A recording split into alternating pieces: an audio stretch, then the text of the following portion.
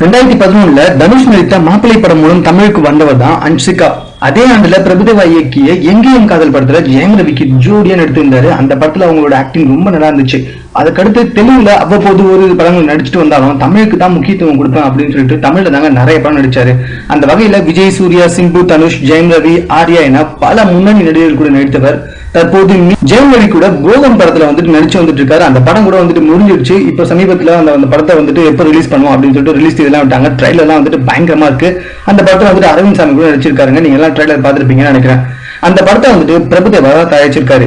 இந்த படத்துல வழக்கமான ஹீரோயினியே இல்லாம அன்சிகா மட்டும் அவங்களுக்கு மட்டுமே அதிக முக்கியத்துவம் கொடுத்து அவங்கள வேற விதமான கதாபாத்திரத்தில் காமிச்சிருக்காங்க நம்மளுடைய பிரபுதேவா. இதை பார்த்து வியந்து போயிட்டாங்க நம்மளுடைய அன்சிகா.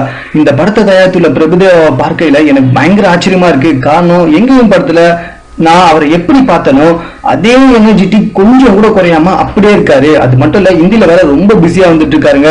மேலும் பிரபுதேவா இயக்கம், நடிப்பு, தயாரிப்பு, நடனம் அப்படி இப்படின்ட்டு பயங்கர பிஸியா இருந்தாலும் ஒரு செகண்ட் கூட அவரோட முகத்துல சோர்வையே பார்க்க முடியல. என்ன விட்டா நான் அவர்கிட்ட கண்டிப்பா ப்ரப்போஸ் பண்ணி கல்யாணம் கூட பண்ணிப்பேன் அப்படி இப்படின்ட்டு எப்போ பார்த்தாலும் பிரபுதேவா பத்தி மட்டும் தான் பேசிட்டு இருக்காங்களாங்க.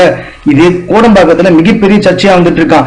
ஏற்கனவே பிரபுதேவா நம்பி போன நம்மளுடைய நயன்தாரா திரும்பி வந்துட்டாங்க. இப்ப இவங்க பிரபுதேவா கிட்ட அப்படி இப்படின்ட்டு ரொம்ப ஓவரா பேசிட்டு இருக்கிறத பார்த்தா எப்படியும் பிரபுதேவா கூட இவங்க கமிட் ஆயிடுவாங்க அப்படின்னு சொல்லிட்டு பல பேர் தமிழ் சினிமாவில பேசி வந்துட்டு இருக்காங்க.